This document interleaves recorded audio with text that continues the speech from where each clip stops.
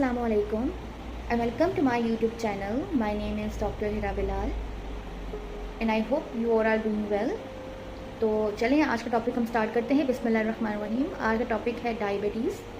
As you all know, diabetes is a condition that is very common and we've seen in every patient. Okay, so first thing, how to manage diabetes. Diabetes को कैसे manage किया जा सकता है? देखिए, diabetes होना आम बात है, लेकिन उसको मैनेज करना बहुत बड़ी बात है।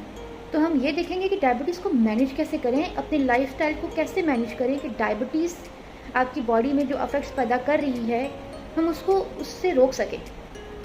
ठीक है, तो सबसे पहले आपको ये चीज़ देखनी पड़ेगी कि डायबिटीज़ है क्या और कैसे वो आपकी बॉडी को अफेक्ट करती है।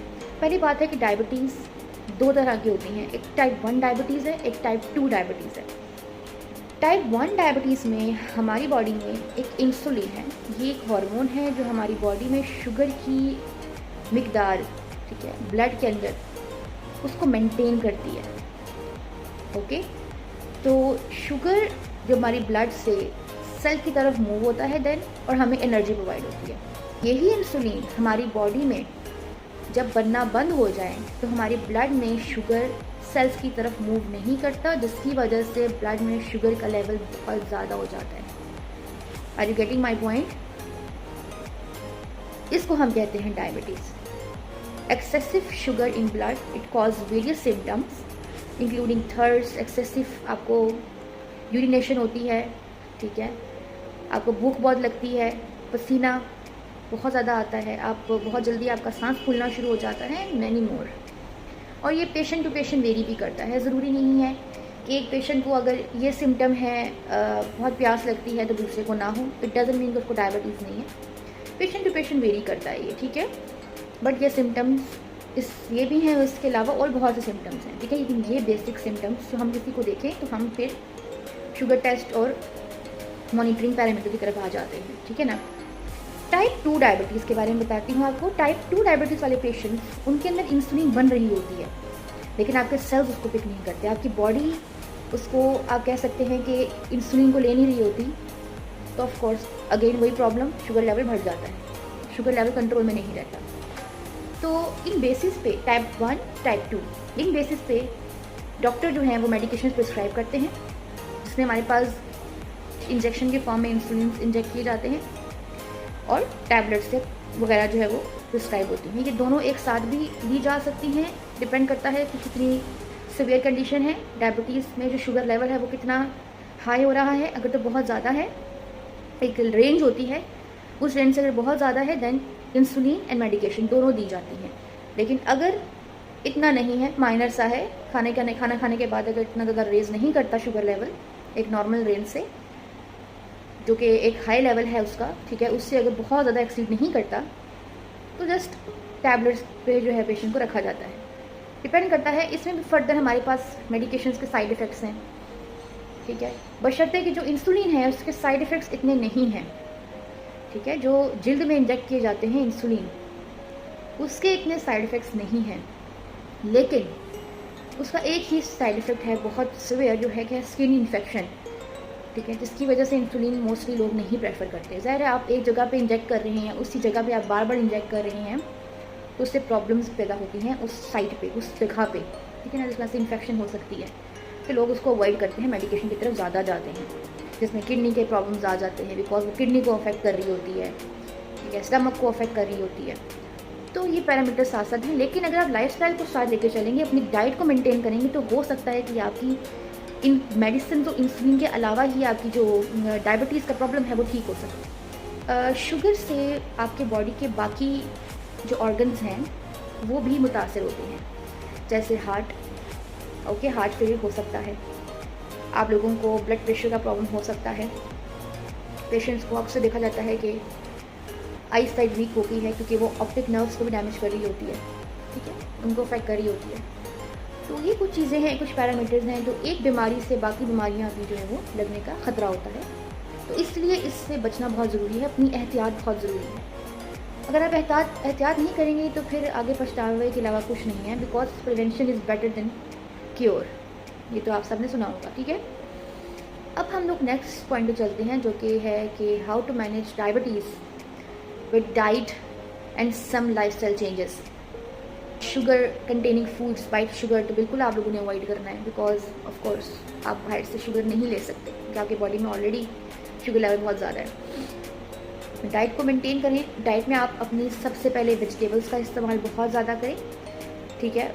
वेजिटेबल्स में आप लोगों को क्या लेना है, पालक, मेथी, कोई भी ग्रीन लीफी वेजिटेबल्स हैं वो आप ले सकते हैं। करेला कड़वा होता है, लेकिन अगर आप वो खाएंगे आपकी बॉडी में इंसुलिन की मिकदार बनी रहेगी, क्योंकि उसके अंदर इंसुलिन कंटेनिंग कंपाउंड्स होते हैं। शुगर के लेवल को मेंटेन करती है बहुत तेज़ी से, ठीक है। खीरा बहुत अच्छा है बॉडी के लिए। एक तो वो हाइड्रेटिंग है, उसके अंदर ऐसे कंपाउंड होते हैं जो आपकी बॉडी को हाइड्रेट रखती हैं, आपको प्यास ज़्यादा नहीं लगती, जो इंसुलिन है वो मेंटेन रहती है, शुगर लेवल कंट्रोल में रहता है। लास्ट है टोमेटो, इसके अंदर एक कंपाउंड है लाइकोपीन, जो आपको हार्ट फेलियर से प्रिवेंट करती है। डायबिटीज़ पेशेंट को जो हार्ट का प्रॉब्लम होने का आप कह सकते हैं खतरा होता है, हार्ट कंडीशन, उससे प्रिवेंट करती है और इंसुलिन को भी मैनेज करती है, आपके बॉडी में शुगर को भी कंट्रोल में रखती है, ठीक है।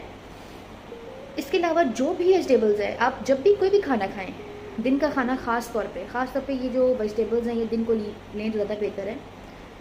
दिन को वेजिटेबल्स आपने भर के खानी है, खाना इतना नहीं खाना, मतलब खाना खाएं, रोटी खाएं, चावल खाएं, मैं आपको बताऊंगी आपको क्या क्या खाना है, क्या क्या नहीं खाना, लेकिन वेजिटेबल्स का एक पूरा बाउल आपके पास होना चाहिए, लेमन उसके ऊपर स्क्वीज़ करके। Lemon is very important for diabetes patient as well, okay. Next step है वो है एक्सरसाइज। आपको रोज़ाना 30 मिनट्स एक्सरसाइज करनी है लाजमी, ठीक है, ताकि आपकी बॉडी में ब्लड में ग्लूकोज मेंटेन रहे, ठीक है ना। एक्सरसाइज इज़ वेरी इंपॉर्टेंट, क्योंकि एक्सरसाइज से आपकी बॉडी में मेटाबॉलिज्म का प्रोसेस फास्ट हो जाता है, जिसकी वजह से ग्लूकोज का लेवल मेंटेन होता है। ये चीज़ आपने याद रखनी है। Third thing, regular glucose monitoring.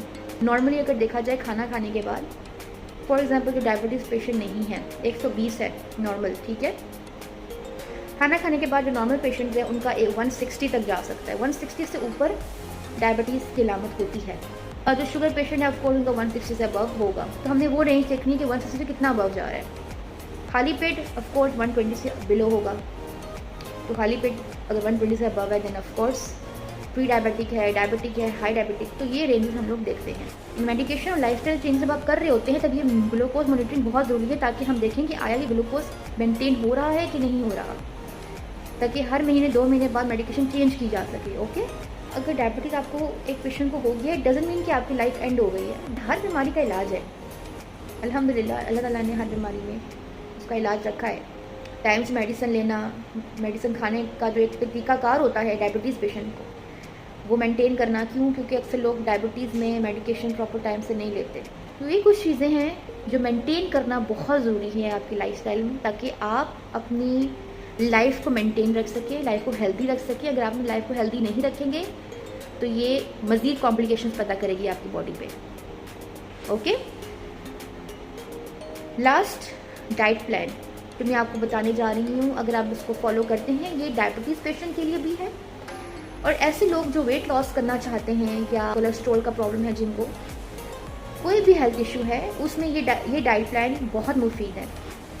इसको फॉलो करें, इंशाल्लाह उम्मीद है कि आप बहुत जल्दी रिकवर कर जाएंगे डायबिटीज़ से।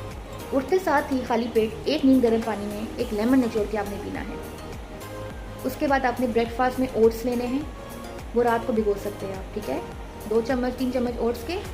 चिया सीड आते हैं, वो 1 चम्मच, साथ में दूध, low fat milk, full fat नहीं, लो फैट। उसके अंदर फ्रूट्स डाल दें, एप्पल डाल सकते हैं, बेरीज, अंगूर डाल सकते हैं, ठीक है। उसको फ्रिज में रख दें। सुबह उठ के आपने भी वो लेना है, इतना फुल भर के ना हो, छोटा सा जो बाउल है वो लेना है आपने, ठीक है। साथ में 2 boil egg, green tea without sugar, that's it. अगर तो ओट्स खाने का दिल नहीं है, ओके फाइन, आप ब्राउन ब्रेड भी ले सकते हैं साथ में, या होल ग्रीन ब्रेड भी ले सकते हैं। ये हो गया ब्रेकफास्ट। फिर आपके पास स्नैक्स आ जाते हैं। ग्रीन वेजिटेबल्स का इस्तेमाल करना है, जिस तरह के हो गया खीरा, गाजर, ओके। उसमें लेमन निचोड़ के भी आप ले सकते हैं। Lemon is very important and very good for heart conditions, for diabetes, for cholesterol, okay. Then you will go towards lunch.